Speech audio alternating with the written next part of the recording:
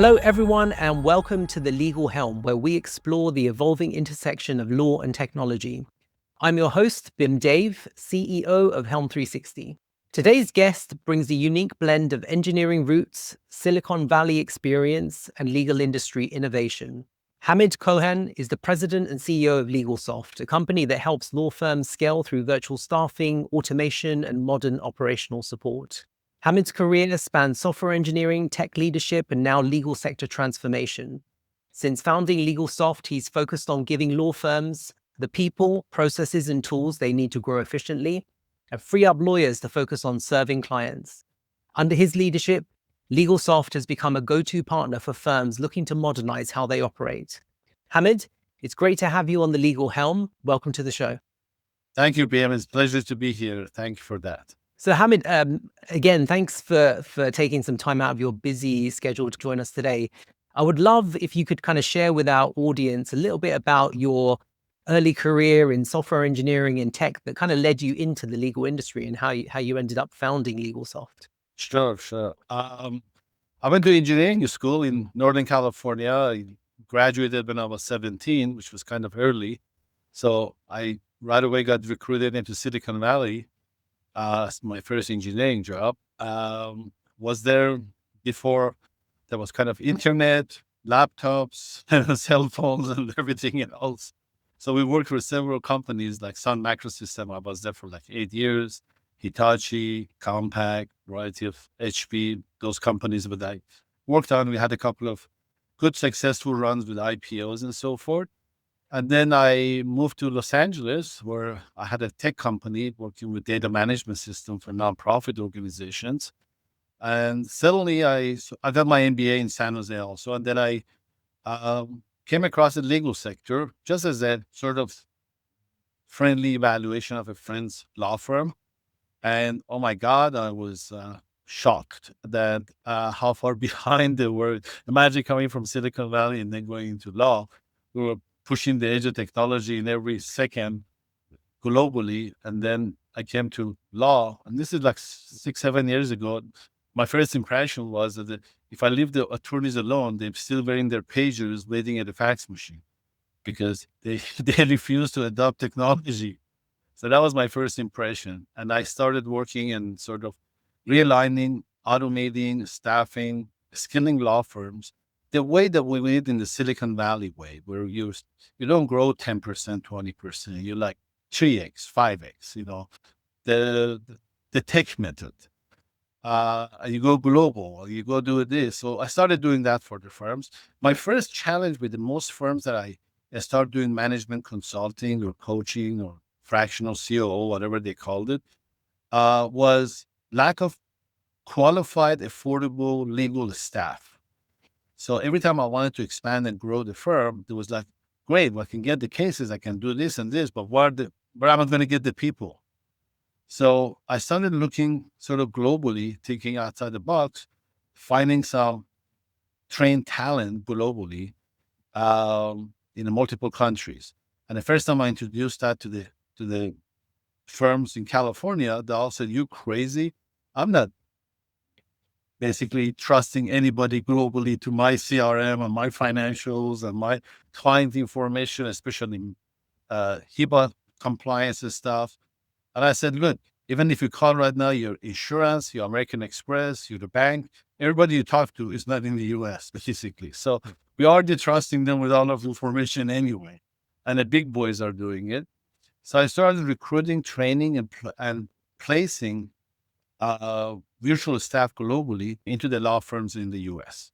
So I started from legal assistants, went to intake specialists, went to case managers, paralegals, all the way to remote attorneys, what we call them. There are attorneys in these other countries like Colombia, Ecuador, so forth, but they basically put their practice aside and become like a paralegal or a junior associate for the attorneys here.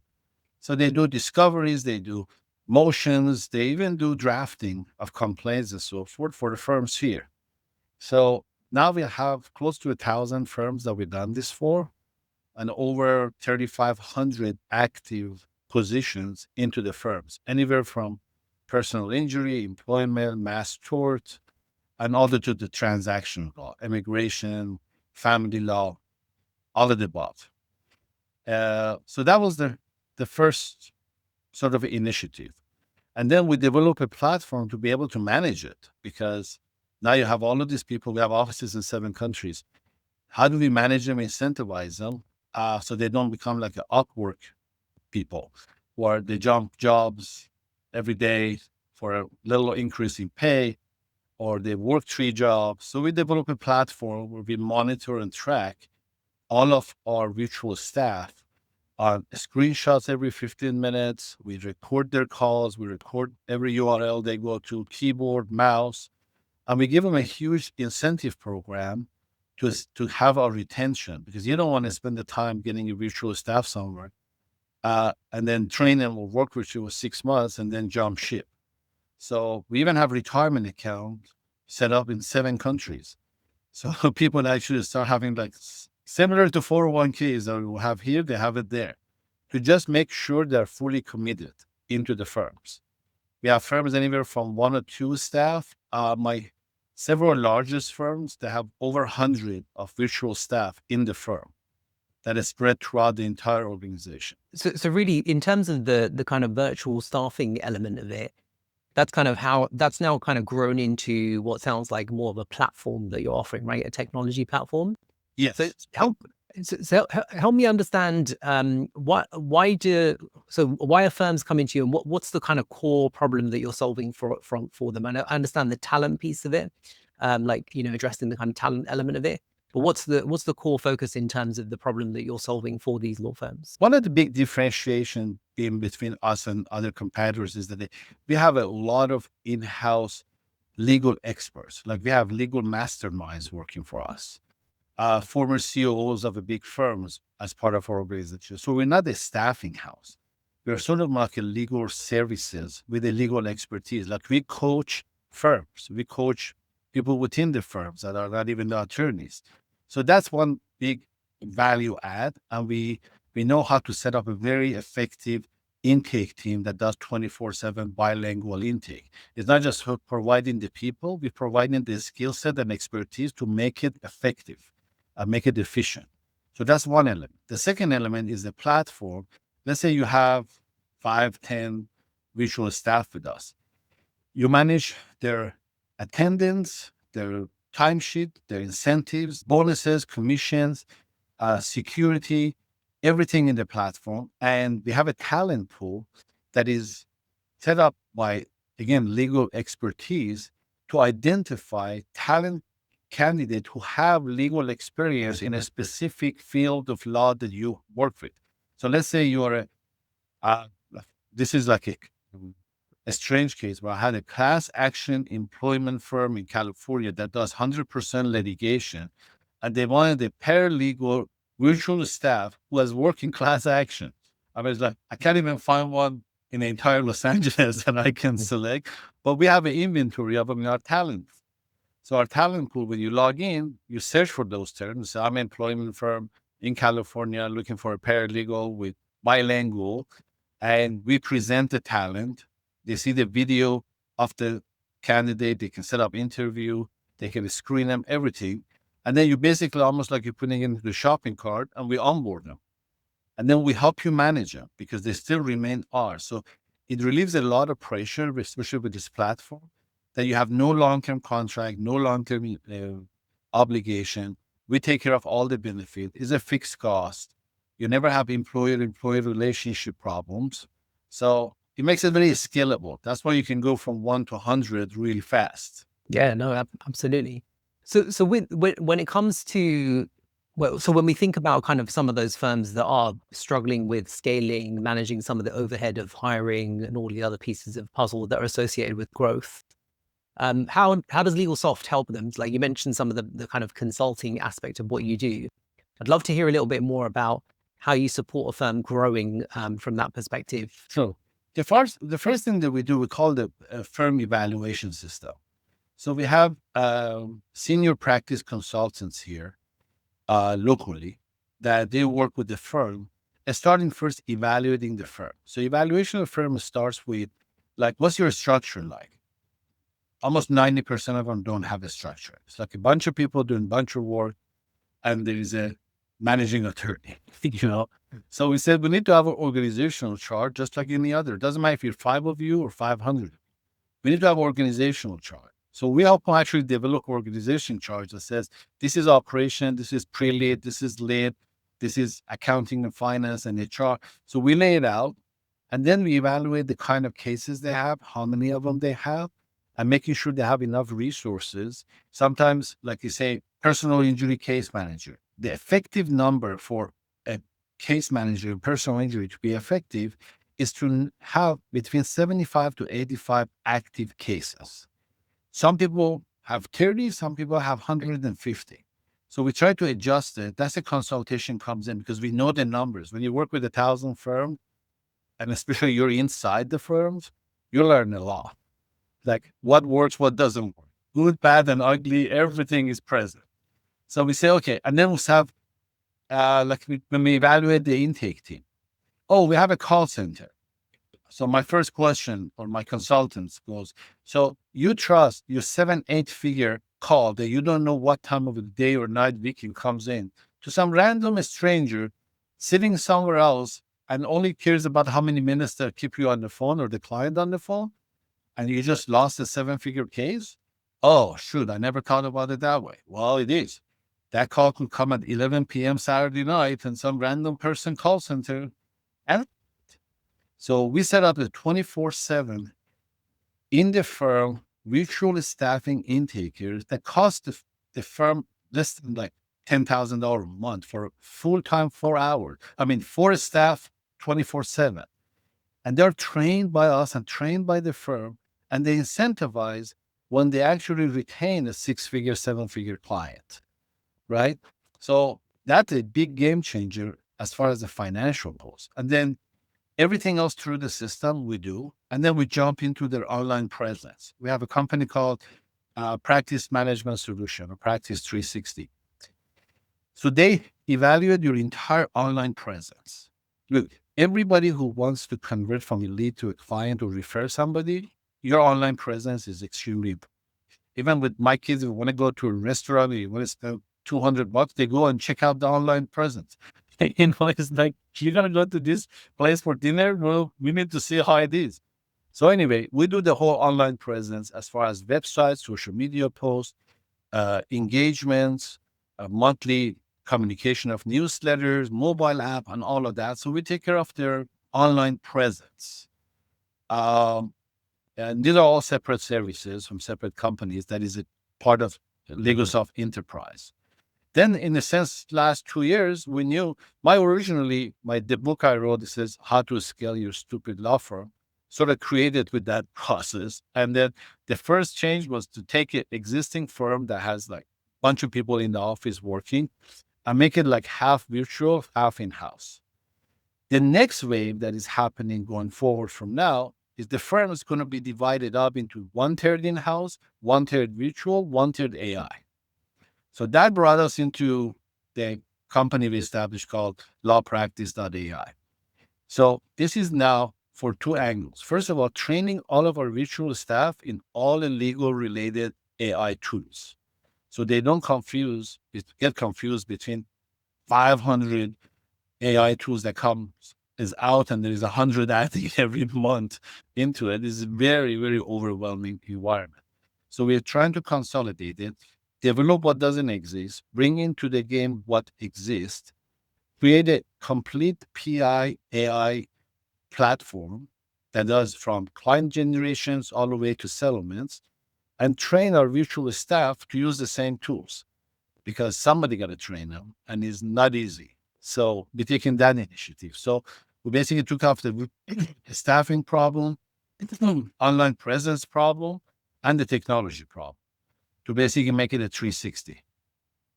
Yeah, no, that makes total sense. And you touched on a very real issue that a lot of law firms or pretty much any business is facing these days is just understanding the value and defining the value and ROI of any of the AI products that are on the market because there's just a plethora of them.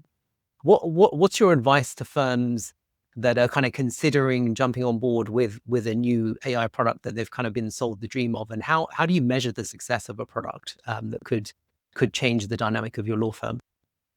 I would only, me being in the tech industry, 25 years or whatever, and seeing all the changes, nothing is like what's happening with AI. I've seen the .com evolution, I've done the wireless evolution, all of this stuff. This AI thing is crazy stuff.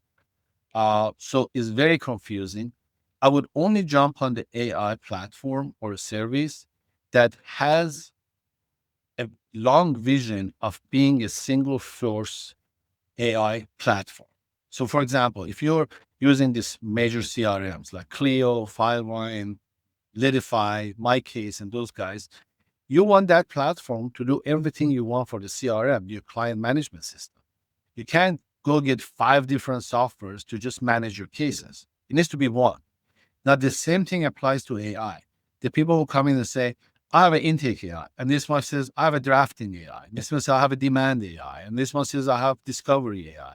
I mean, it's impossible to one, find the right one, use the right one, train everybody on them, and then not have them being connected with each other, which is a broken piece. So my suggestion is for people who jump into things like, let's say, even up demands. Okay, demand is right smack in the middle of the process. So I got that done. What happens to the before and after? You know, so it needs to be a very 360 solution in the behalf of the company, and that's what we did. Then we started by doing a single sort of a service on lawpractice.ai, but we found that exact same problem, so we changed it to be a complete 360, one place, one system, with one training for everyone. Yeah, no, it makes a lot of sense. So you kind of touched on the fact that you've seen you know some of the generational changes that have happened over the .com era and now AI. What would you say has changed in terms of your approach to managing an organization like LegalSoft over the years? I think the biggest thing is overcoming the resistance of adopting new things or changing ways with the firm. That's always been the biggest challenge. The first thing they say is like, we've been doing it this way. We've been using this thing for like 20 years without changing it. I don't need a sort of a workflow automation process because John does this and give it to Julie and Julie gives it to Mike but that's all things of the past. So adoption is one thing. Being open-minded and visionary, go with the flow. Look, these trains are leaving the station. You're either on it or you're off it. But the people who are on it get to the destination much faster than you do. So to stay competitive and being efficient, you need to be able to adapt and listen to new ideas and concepts, and take a bit of risk. Nothing is 100%. You're going to have some risk in there. So my big thing with the firm is just, I remember during the .com thing, since you mentioned it, there was like a 5,000 .com places were coming up with a single product and single, you buy a shoe here, you buy plate here, you buy cans there. And then Amazon came and said, no, you buy everything here. Right? So that's why we all go to Amazon, because we know everything is in it. If I have to go to 15 different, e-commerce sites, I go crazy and I probably don't even buy half of the stuff I buy. So the same thing with the AI happens. You got to be one place. It can't be 18 places. But people who are creating them, because my tech background, the tech guys only try to solve one single problem. So they focus on one thing and they produce it and lay it out. And this past 2 weeks, I had a call with 5 different AI companies who these startups who all just develop one thing and not all stuck because the one thing doesn't work. It needs to be multiple things connected to each other. So they were actually having conversations with us for the acquisition of them because they add a component to our solution because one-offs doesn't work in.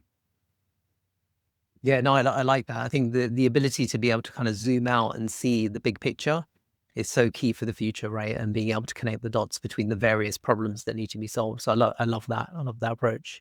Right. In terms of that, the the kind of one of the key challenges you mentioned, which I think is probably has not changed over the years, is this cultural barriers to adoption, whether they be internal or external. How are you helping firms overcome them? So, we know the problems there. What are some of the practical things that firms can do, or that you're doing with firms to get them past that, so they get to a point where they can actually adopt technology at a pace that kind of serves the law firm in a positive way? Hey John, how do I find out what we've invoiced my client? How can I view my outstanding WIP? How do I submit my expenses again? Do we have next Monday off? Monday off? It's exciting to have fresh faces at your law firm, but onboarding them takes a lot of time and a lot of energy when everyone is remote. You're busy enough as it is. Helm 360 has the solution. Just ask Termi. Helm 360's next level chatbot solution for knowledge management.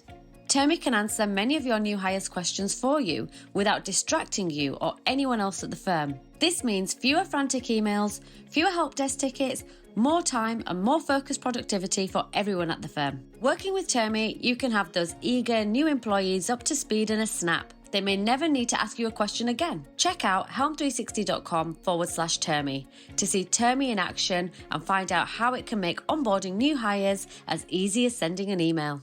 It would always start with starting a conversation and starting saying that, yes, I'm interested to, use technology and processes and automation on my firm. I'm open to the conversation. It always starts from having a, open mind to listen. And then once you listen and agree, having a discipline of actually following it to make it happen.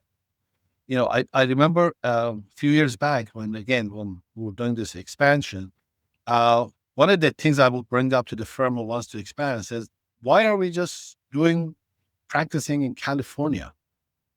I mean, why such a major limitation? Imagine I'm coming from tech, which is everything planet-based. It's like, why don't we market this in like 50 countries? And now I'm coming here and it says California only. I'm like, why? So I started putting the notion of multi-state practice, which most of the people was like, what the hell are you talking about? I'm not licensed in Texas and Arizona and so forth. So I did the research, figured out there's a UBE program, Universal Bar Exam, that you take a test in one of these states, and all of a sudden you can literally practice in 39 states, right? So I'm like, okay, now I'm not stuck into one state. I can actually take cases in multiple states officially and handle it, especially when after COVID that nobody even goes to anybody's office for consultation or so. Every conference room that I know in every law firm is turning into offices now or lunchrooms because nobody ever knows this. So they don't care you have an office in Texas or not. They just want their case done properly.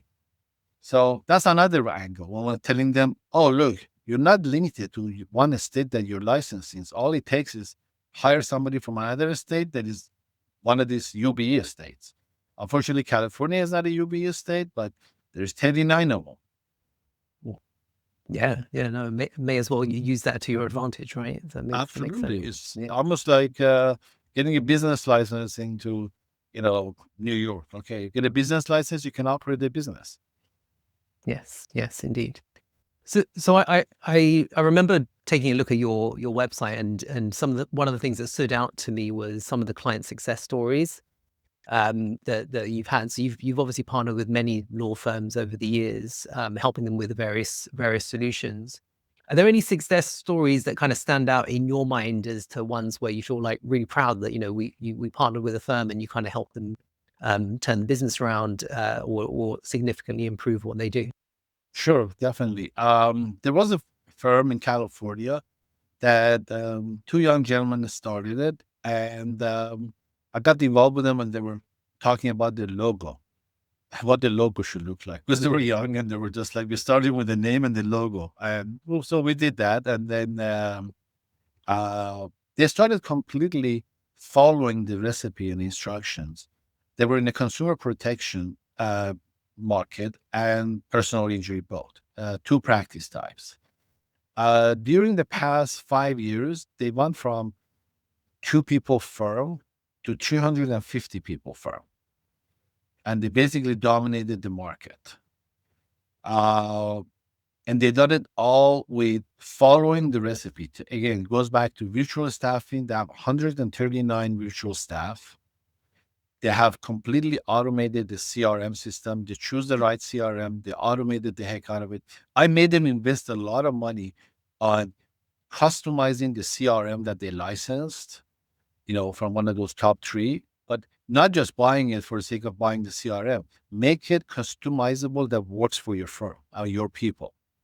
And they're following the same discipline about marketing, getting referrals. A lot of people have still a hang up about getting a referral and giving a referral fee. I'm like, why?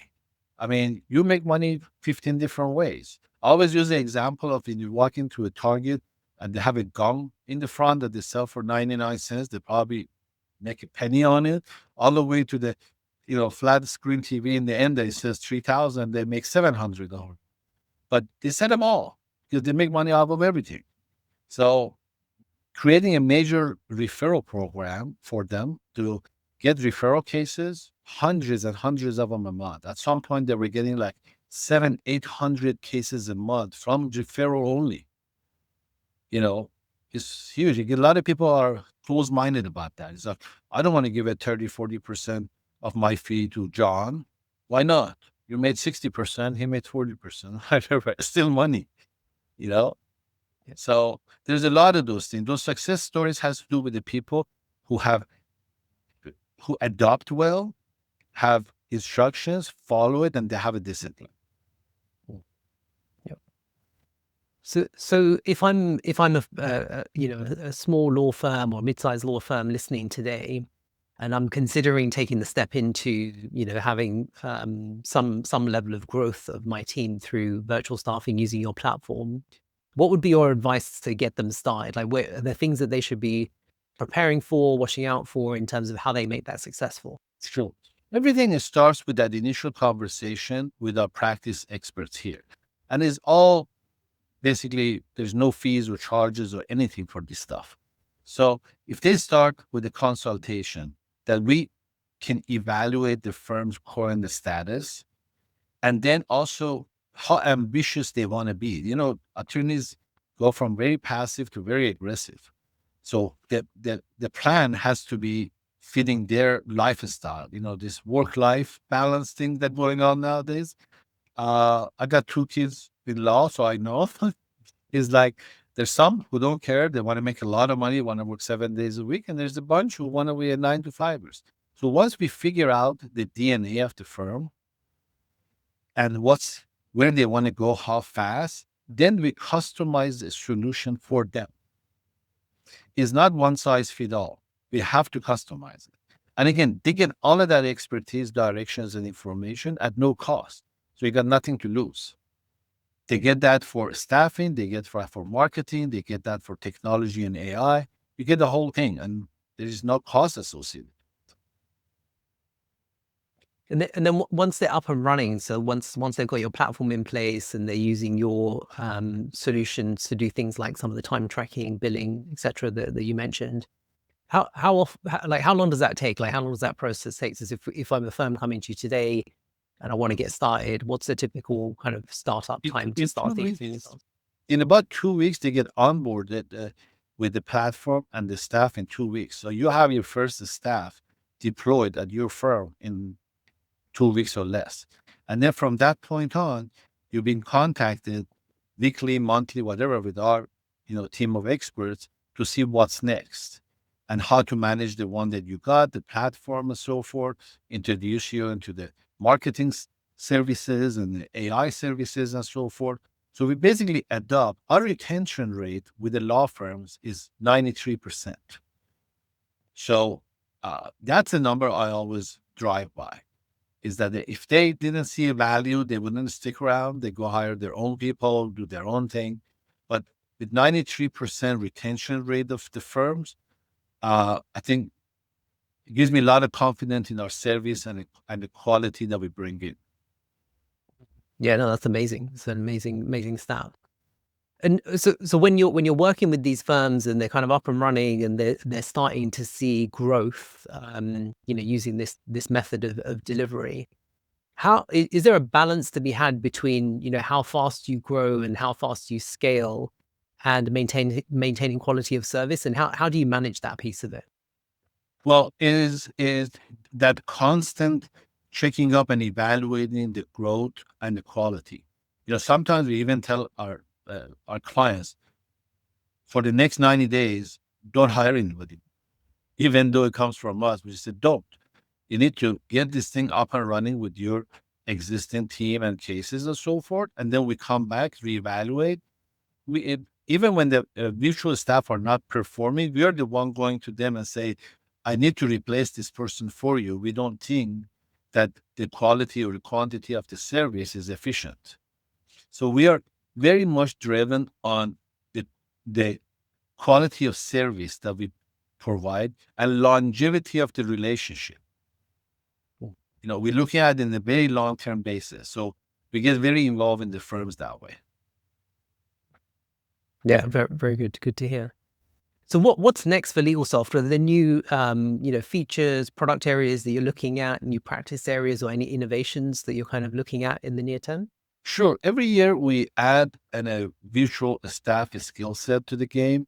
Like this year, we introduced law firm bookkeeping staff, both part-time and full-time, which basically means all of the payroll processing, account payable, receivable, they know how to deal with the trust account and IOTA account and doing all of that. So we started from like 1 or 2 positions. Now we have like 8 or 9 positions that covers the entire firm from one end to another. So innovation in the way of a technology. So we're using tons of AIs to qualify candidates and place them into our talent pool.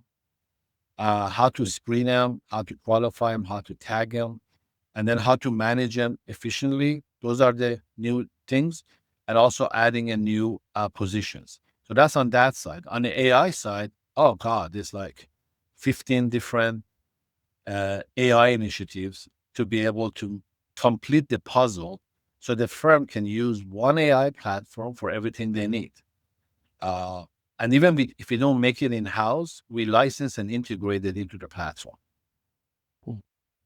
And on that AI front, how do you see things in future in terms of, obviously there's a lot of focus on agentic AI, really replacing certain functions within a law firm, right? In terms of some of the lower level duties at least, but maybe scaling up to others, especially when you introduce the AI avatars and things like that. How far do you think it goes, and how quickly do you think firms need to think about In the that transactional law, it pretty much goes from one end to another, because on transactional law, we actually completed a project for a client in the immigration where the AI does a complete intake, suggests the visa type, collects all the documentation, reads it, analyzes, and gives them feedback, fills out all the application forms, attaches all the supporting documents, submits it to immigration office. So no lawyering whatsoever from one end to another.